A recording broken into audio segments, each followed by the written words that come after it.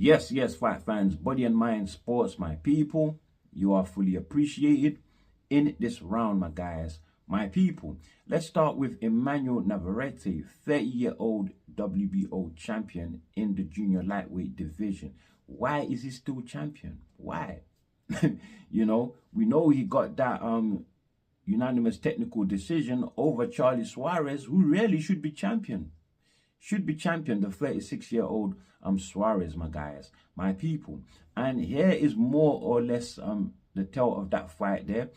Suarez came out swinging right out of the gate in the first round, set a very fast pace, like he wanted to stretch the champion and find out immediately where his limits were, my guys, his physical limits. But Navarrete, he matched the energy very well, although kept a good fundamental approach and was using his jab to lead, and his 1-2s of that jab very, very, very effective. Staggered Suarez a few times in the fight, even cut him, so he drew first blood and had Suarez on the back foot. But Suarez, though, doing beautifully, going back in a circular motion to keep himself center ring, and fair play to him. He did land some powerful punches of his own in that round and managed to push back Navarrete as well, who was using the same technique to move backwards in a circular motion, keeping himself center ring too. So brilliant work there by both fighters, but the better work done by Navarrete, and he bagged that first round. In the second round, though, all fundamental approaches were thrown out the window by Navarrete, and he just went at Suarez, both going at each other. Very fast pace, all out war, my guys. But usually Navarrete just pushes his opponents back in a relentless attack and cuts right through them like hot knife through butter. But not Suarez. He has a very strong base, very, very sturdy fighter.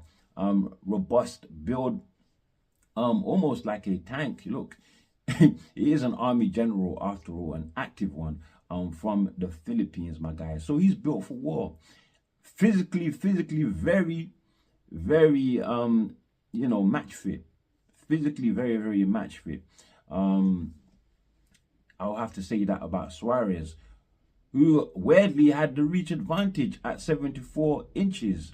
2 inches reach advantage, but was slightly shorter than Navarrete, who was 5'7" on the night, my guys, my people. But look, Navarrete, we know he is war, so that is what he came with. And we know him to have a lot of holes in his game, a lot of his power punches while coming forward. He swings them very, very wide, so it's easy to punch in between those punches there. And that is exactly what Suarez did. Even took time to make the necessary adjustments from the first round into the second, where he was taking small backward steps to make Navarrete miss, ducking under punches and slipping punches, responding with counters of his own, powerful ones as well. And he did well in that second round. I gave him that second round, but that second round there defined what was to come in the rest of the rounds in terms of the style of the fight. And Suarez bagged the third round also, but that style, all out war style, it suited Suarez more. But still, Navarrete still edging some of the rounds. He edged the fourth and the fifth, but then the controversy came in the sixth. Suarez came out with a jab that drew out a left hook from Navarrete. Suarez managed to duck under that left hook and replied with a left hook of his own that cut Navarrete over his left brow, my guys, my people. There was a slight head clash as well. The referee himself didn't do a great job. He ruled the punch due to a head clash, but thank God, instant replay. And we saw there on the instant replay, as well as you know, the commentary team as well, they did see that, look, the punch, the cut itself was caused by the left hook and not the head clash. So it should have been ruled due to a punch, my guys, my people. Anyway, Suarez bagged that 6th round. He also went on to bag the 7th because they did allow the fight to continue. But in the 8th, even though Navarrete came out to fight, his team allowed him to fight, the doctor allowed him to fight, but the referee decided to halt the fight even before the fight could commence in the 8th, and pulled Navarrete to the doctor ringside, who took a look at Navarrete and then decided to stop the fight for no real reason. No real reason. For me, the cut was not as bad as how Navarrete was acting it out to be, or even as bad as how the blood that was pouring it out of that cut there, you know, made the cut to look, you know. So yeah, after 7 rounds there, I did have it 4-3 to Suarez. So it was the judge's decision, but they got it totally wrong. They scored it 117, 116. That's 2 judges, and 1 judge scored it 118, 115. Very, very bad decision there. A technical unanimous decision to Navarrete. Seriously awful. They just totally robbed him on the night. And I think the best justified decision to make is, of course, to have it overturned in Suarez's favor, because he deserves it. He deserves it. This reminded me of when Dubois cut Hrgovic over his two brows, and the fight got stopped in the 8th round. But Dubois went on to win because he had racked up most of the rounds, you know. But obviously Suarez is not the favorite. He's not the favorite for the sanctioning bodies. So yeah, a good trick pulled there. Is even a trick, straight up daylight robbery. Daylight robbery, my guys. And I've actually had enough of seeing all of these robberies. They're not going to overturn it. They will treat it like how they treated the controversial moment between Tank Davis and Lemont Roach, my guys. My people, they're not going to overturn jack shit for Suarez. He's just not worth the money that they are looking for. You know, it's not as big as a name. But look, if they don't get a rematch, right, at the very least, how about Anthony Kakashi versus Emanuel Navarrete in Belfast for Navarrete's WBO strap? I think Kakashi has a great chance over Navarrete, who's big for the division, but Kakashi is bigger at 5'10". Kakashi is bigger, my guys, my people, and the more fundamentally sound and skilled fighter than Navarrete, I think. And it is a bigger fight than the WBC champion, Oshaki Foster, who Kakashi is targeting. So Frank, we know you want a homecoming fight for Kakashi in Belfast. How about you pull him in, you know, for the WBO with Navarrete, my guys? That would be a great fight. Kakashi, 36 years old, and very, very well conditioned, just like Suarez, also 36 years old. So yes, what's the possibility of making that fight pay-per-view? Would be great, because the Mexican fans do make a difference, my guys, my people. So yeah, man, I would like to see that fight there, my guys. It's better than Kakashi moving up to 135, possibly taking a fight with one of the huge bigger names there and ending up losing. So it's better he fights Navarrete, who has already lost moving up. So he already has a loss on his record. I believe he has 2 losses on his record now. But at 135, he lost to Denis Berencic when he challenged for his WBO strap, my guys. That is the lightweight division. But look, that being said, let's now move on. Let me talk about Lawrence Okolie. Lawrence Okolie, he's targeting for his next fight. He's targeting Agit Kabayel, the WBC interim champion. Okolie himself, #1 under the WBC. That is the heavyweight division, of course. But tell me what you think. Don't you guys think that Kabayel is a bit of an overmatch for Okolie? I can't see any chance of Okolie beating Kabayel. And Kabayel himself, who has been in obscurity the vast majority of his career, by the way, why would he want to give up that opportunity to risk a fight with Okolie, even if Okolie has no chance? Look, Kabayel is in the perfect position to fight maybe Anthony Joshua, who is targeting Kabayel. He is on Anthony Joshua's hit list. And as the interim champion, he is perfectly positioned to fight the winner of Dubois and Usyk for undisputed. For undisputed, my guys, my people. So, yeah, I don't think he's going to get that fight. No way. They've already sent word to Kabayel, but yet no positive returns for Kabayel at the moment. Okolie also targeting the likes of Dillian Whyte. He's targeting Dillian Whyte, my guys, my people. He just doesn't like Dillian Whyte. He hates him. So that is a definite grudge match there. But he hopes he can entice Whyte to a fight because he is the #1 under the WBC.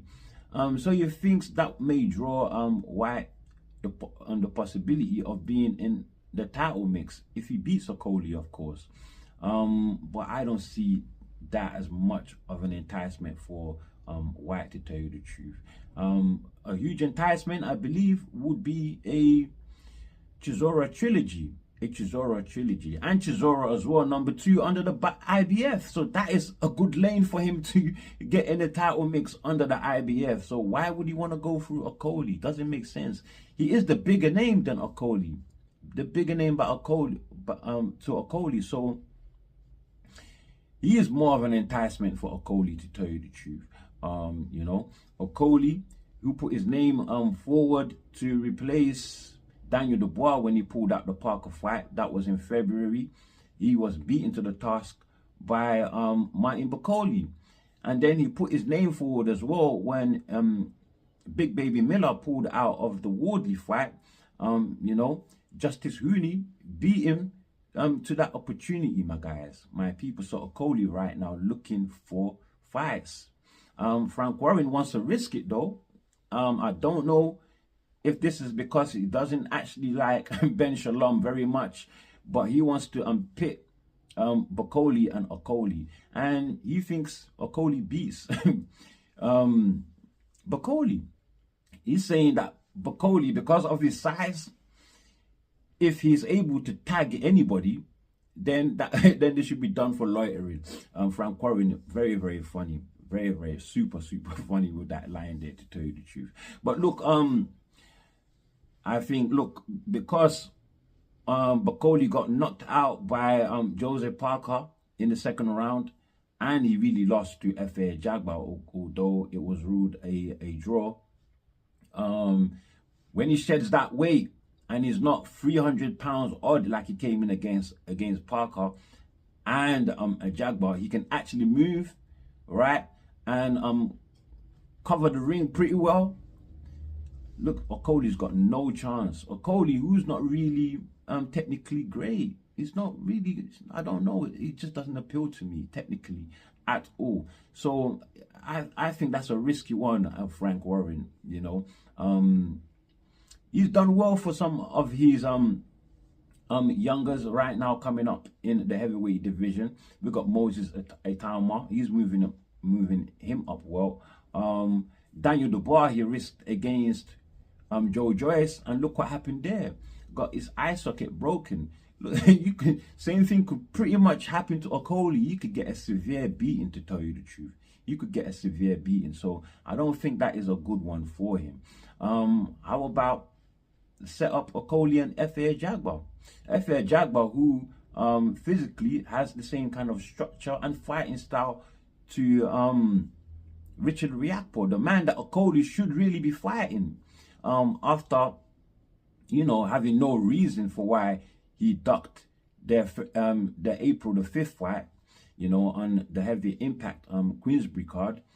Says it's a hand injury, but he yet to date given no proof, you know, so no proof. So he should really be fighting Richard Riakpo. At this moment, he doesn't believe Riakpo has anything to offer him. They're at different positions in their career right now. Riakpo just having his first fight, not even enlisted in any of the sanctioning bodies rankings, but Okolie is right there, #1 under the WBC. So it's big fights and title fights for Okolie. That is what he's looking for. But I think Efe Ajagba, who fights, you know, is good at mid-range, good at long range with that jab, very tall. Similar structure to, of course, Richard Riakpo. So why not take that fight? Ajagba number three in the IBF. So if Okolie beats Ajagba, is right there in title contention, right there, my guys, my people. So try risk it with Ajagba. Look, but Warren is very daring. He's also wanting to pit Moses Itauma, only 20 years old against Bakole. Like I said, that aura of invincibility, the boogeyman aura, Frank Warren, he didn't believe in it before, but it seems now, because of the Parker fight and the Ajagba fight, he thoroughly thinks that anybody can beat Bakole now. But that is a huge risk, simply because it's not that Itauma is not talented. I think Itauma 100% is the future of the heavyweight division if they can move him up in a very responsible manner, not rushing his career, my guys, my people. That is what I think. You know, so let's try that first. Let's try moving him up slowly first, my guys. Bakole, man, if he doesn't come in at 300 pounds, 299 pounds odd, if Bakole comes in at the 285 mark, or he comes in at 275, the first where he destroyed Jared Anderson, and then the second 275 where he clearly single-handedly beat Tony Yoka, my guys, my people. Look, Itauma could be in real problems. He's gonna be in real problems. It's a big jump for Itauma because Bakole is definitely no Dempsey McKean, who Itauma got rid of in just one round, and he's definitely not who Itauma is going to be fighting next on the 24th, my guys, my people. What's the geezer's name again? His name is Mike Balogun. Yeah, Mike Balogun, who on BoxRec is registered inactive. Not only that, but in the world rankings, he's not even ranked. He is not even ranked, my guys, my people. So it would be a huge jump to be calling out Bakole right now, and for Frank Warren to have the balls to say that he will put in Itauma and Bakole to fight right now, my guys. It's a huge risk. He's only had 12 fights. I mean, take it easy, Frank Warren. Take it easy on that one, because you could destroy a fighter just like that, putting him up against Bakole. Bakole, 299 pounds. He definitely gave Efe Ajagba issues. And before he got knocked out by Parker, he looked like he was about to put a beating on Parker. It's like Parker just summoned all the angels out of somewhere and managed to get them to back him to get that second round knockout. But look, Bakole, leave him alone. He's dangerous. Yeah, let's talk about Zhilei Zhang. He wants to return after that loss to Kabayel. After that loss to Kabayel, my guys, he got stopped in the 5th round on that last crescendo fight card. Now 42 years old, but he wants to return. He, you know, he is not thinking about retirement at 42. He still believes he can become the best champion in the heavyweight division, you know. But out of all the losses that he's had so far in his career, he had that controversial loss to, was it Hrgović? Yeah, that controversial loss to Hrgović. Then he went on to beat Joe Joyce back to back. Then he went on to lose to Joseph Parker. And then he beat Deontay Wilder. So his career has been a bit of an up and down in terms of his wins, to tell you the truth. He beat Deontay Wilder, and then he got smashed by Kabayel, my guys, in just 5 rounds, as I have said, you know. But he's not had enough of boxing. Do you guys think it's time for him to call it retirement? I didn't see him as a shock fighter against Kabayel. I just believe Kabayel was just too up in his face, too active. And Zhilei Zhang is not known for speed, although he can gather speed in his punches from point A to point B. But in terms of energy, he's not really a speedy fighter at all. Not like Kabayel, my guys. Not like Kabayel. Kabayel a lot more relentless than Zhilei Zhang. So I can understand that loss there. I actually predicted it. But out of all the losses that I've, you know, mentioned that he's been involved in, right, or that he's taken, the one that hurts him the most, surprisingly, is the Anthony Joshua loss. In not even a professional loss, not even a pro loss. Wasn't even a pro fight. It was in the 2012 Olympics. Listen, I don't think it's the loss only. I believe Anthony Joshua being the big name. So, my people, look, it's not too bad, you know, AJ as an opponent for Zhilei Zhang. If he can get that fight, he can kill 2 birds with 1 stone. He gets the big fight, all right, and he will get himself under title contention with the WBC. AJ is ranked at number 2, just behind Lawrence Okolie, and in the WBO he's ranked at number 8, my guys, my people, while in the IBF ranked number 5. So I think the IBF or the WBC route would get him right there up to title contention, I reckon, or within the mix, but definitely with the WBC, he will be up there, my guys, my people. Yeah, if he beats AJ, he will definitely be favored over the number 1, who is Lawrence Okolie, as I have said, my guys, my people. But Zhilei Zhang, can he get that AJ fight? AJ, who is targeting anybody but Zhilei Zhang, he's not mentioned Zhilei Zhang's name.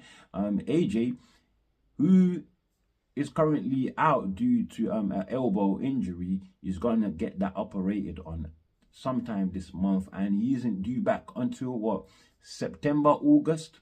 According to his trainer Ben Davison, it could be the end of the year, so don't rule out December, my guys, my people. But he's targeting Fury, of course. He wants that fight, you know. But if Fury doesn't, you know, move fast enough in time, AJ is gonna do his own thing, and he's in talks to make a 2-fight deal with Turki Al Sheikh, my guys, my people. His hit list is Agit Kabayel, Martin Bakole, and Deontay Wilder actually, who has a fight coming up on the 27th of June against journeyman Terrell Hendon, my guys, my people. As for Bakole, who has been discussing a possible rematch for of course Efe Jagba. He wants that possible rematch, my guys, my people, and he has said that Joshua ran away from him, so that's why he wants the rematch with Efe Jagba in Africa. He wants that to happen. But Jagba says Africa or the US, my guys, my people. Clearly doesn't want it in Saudi because he got robbed. My people, let's quickly talk Fabio Wardly versus Jarrel Big Baby Miller, the fight that we're all expecting to get on the 7th of June, but now it's going to be Wardly versus Justice Rooney, because Miller, he pulled out of the fight, my guys, and the speculations were just growing wild, my guys, as to the reason behind Miller pulling out. You know, especially as Anthony Joshua, he gave his thoughts on the situation and said that he knew exactly the reason why Miller pulled out, and it wasn't for the shoulder injury excuse that was given by the Miller camp, my guys, my people. He said that he knows the real reason, you know. So the speculations grew from there. And we're all thinking did he fail another drug test? Miller, who is a prolific drugs offender, my guys. PED undisputed champion, my guys, my people. I had the thought that he possibly pulled out of the fight ahead of mandatory testing in order not to get caught, because if he does, career crushed, career gone, my guys, my people, down the drain. So yeah, I was thinking along that lane, my guys, my people. But Miller has come to dispel all of the talks, and this is what he had to say, my guys. Jarrel Big Baby Miller, he doesn't mention anything about the shoulder injury, so I don't know what's going on with Miller. Is he telling the truth here? This is what Miller said. He said, quote, "There is a lot of hear and say shit going on now, and so let's clear it up. Dimitri Salita is no longer my promoter. I have no promoter. I've been dealing with a slight setback, and will be good and will be good in a week. The only person that can speak on my behalf is my manager, Spencer Brown. Absolutely no one else. Other updates coming soon."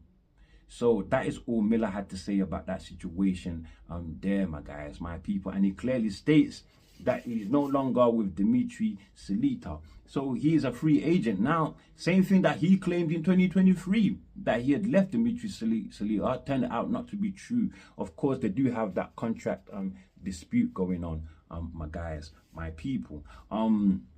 Promotional contract dispute, you know, that they need to clear up and sort out. Obviously, he does not want to be with Dimitri Salita, but whether he is with him or not, although he says he is not, we don't actually know the truth, my guys. And about the PED claims, he didn't even touch on that at all.